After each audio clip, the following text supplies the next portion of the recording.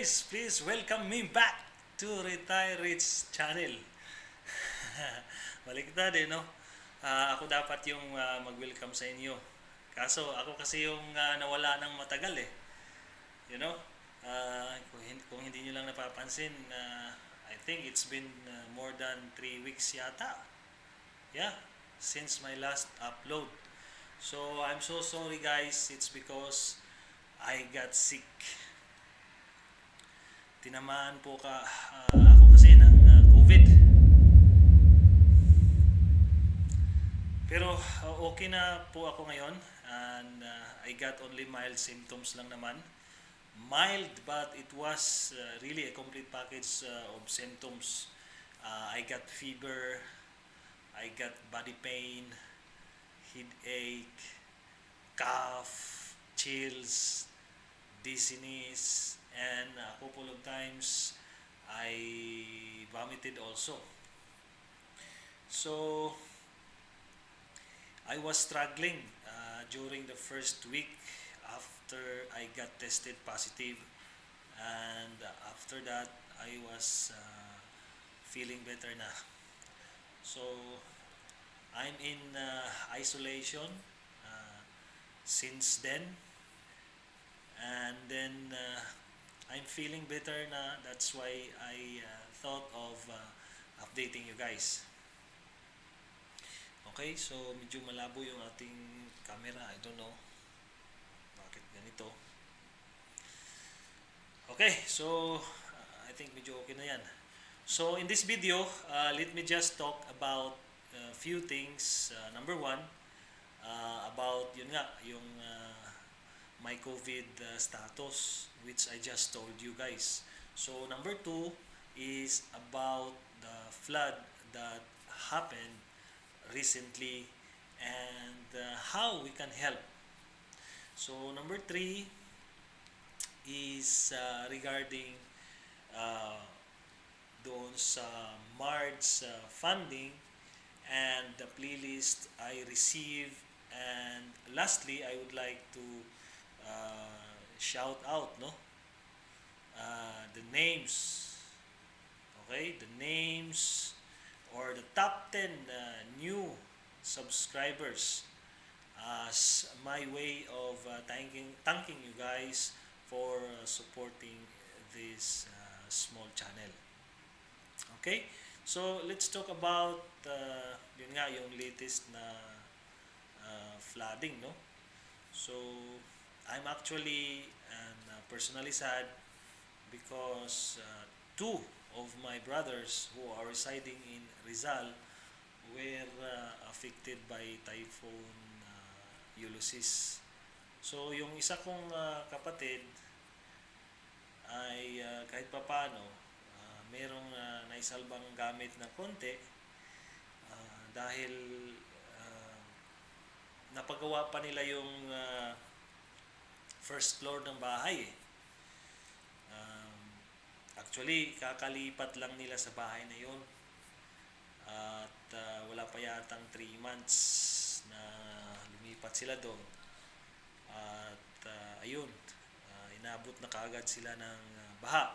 So, yung isa ko namang kapatid ay ground floor lang talaga yung bahay nila. Kasi hindi pa nila napagawa. Alam mo yung mga diyan sa may Rizal, yung ginagawang pabahay diyan. So diyan kasi sila nakalipat. So since hindi pa nila nagawa yung isang kapatid, hindi pa nila napagawa yung pangalawa kasi maliit lang kasi. So kailangan kahit papaano gawin mo ng first floor para magkaroon ng space.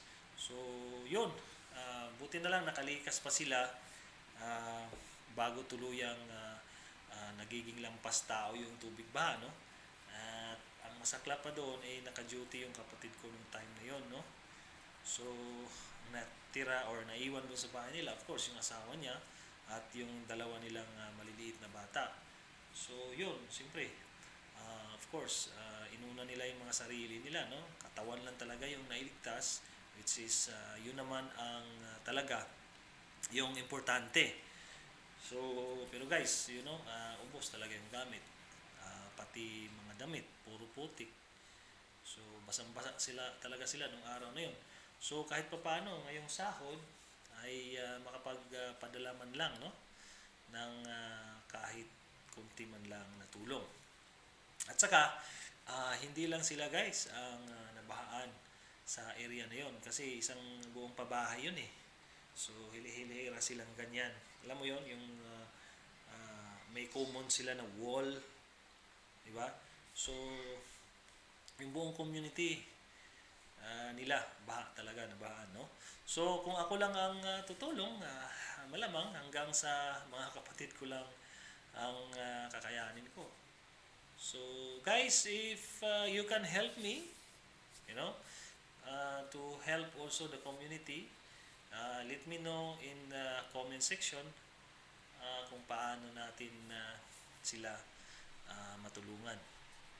I think kahit ako sabihin mo ay na COVID, but still I'm lucky to survive, and sa tingin ko mas matinding hirap ang naranasan ng mga nabaha kaysa kagaya ko na COVID, and luckily with mild symptoms lang. And I feel so obligated, no, to help sa kanila. And now, let's talk naman about MARGE. Ito naman ay sa future, no? So, we are talking about, before that, we're talking about sa present natin ngayon, which is mga bahaan, ganyan-ganyan. But let's talk about MARGE. At my last update is nakapag-fund na ako, di ba? Nung last time, my previous upload. And on November 15, naka-receive ako ng email regarding sa playlist ng MARGE. So, playlist, ito yung mga stocks na nirekomenda nila na bilhin. So, I was able to buy na the stocks that's being recommended by my trade research team. And we are looking here at an investment horizon of 5 years. So, 60 months, no? Keep mo lang. So, long term ito. So, long term siya. So, as soon as naka-play or buy ang recommendation ng MARGE sa stocks, sa mga stocks na binigay nila through email noong November 15, and so I intend to keep on adding, no, shares using and applying siguro sa mga skills that I learned regarding sa technical analysis, no, para ma-pinpoint natin kung ano yung magandang entry points doon sa i-add natin ng mga shares sa mga stocks na naka-play sa MARGE or included doon sa MARGE na portfolio. So, I plan to add every sahod sa aking buying power para tuloy-tuloy yung pag-add natin ng shares until ang my trade will advise either to pause buying and hold it, or to stop or to sell and remove a certain stock na included doon sa initial playlist nila sa ating MARGE portfolio. Okay? So guys, I encourage you to participate po sa MARGE. Ito kasi yung free na di ko pwedeng sabihin sa inyo kung anong stocks ang recommended to buy dahil I am bound po sa confidentiality nito. And I will honor that dahil of course napakadali lang naman kung gusto mo talagang malaman kung ano-ano ang recommended na stocks ng MARGE, dahil napakadali lamang po sumali sa MARGE para ma-build mo ang future mo with guidance nga dito sa MARGE. Okay? So, all you have to do is lumabo na naman yung ating camera. I don't know why. is to join Traders Lounge first. Okay, so open Marge account or My Trade Marge account. You have to fund it, and then you will come to know the playlist and start investing for your future. So okay guys, yung link ng Traders Lounge Facebook page ay aking ilagay dyan sa description sa baba. So okay guys, do not waste your time and go ahead. Okay, go ahead. Join Traders Lounge and read about Marge and do it. Okay? So, let's proceed sa shout out part natin, no? So, let me begin with Rafa and As. Shout out sa iyo kay Sir Roderick Casabuena.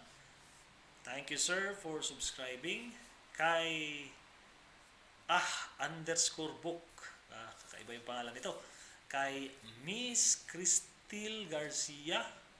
Kay Jane Cardona. Kay Sir Mark Joseph Solano. Kay Korean Drama OST. Ano kaya to? Mahilig siguro sa Korean din to, no? Before napadpad sa ating channel. Salamat po. Kay Sir Imerlito Corpus. Kay Sir Redentor Adolfo. And lastly, kay Patrick Jerome Lisio. Maraming salamat po sa inyo at sa lahat ng sumusuporta sa maliit nating channel na ito.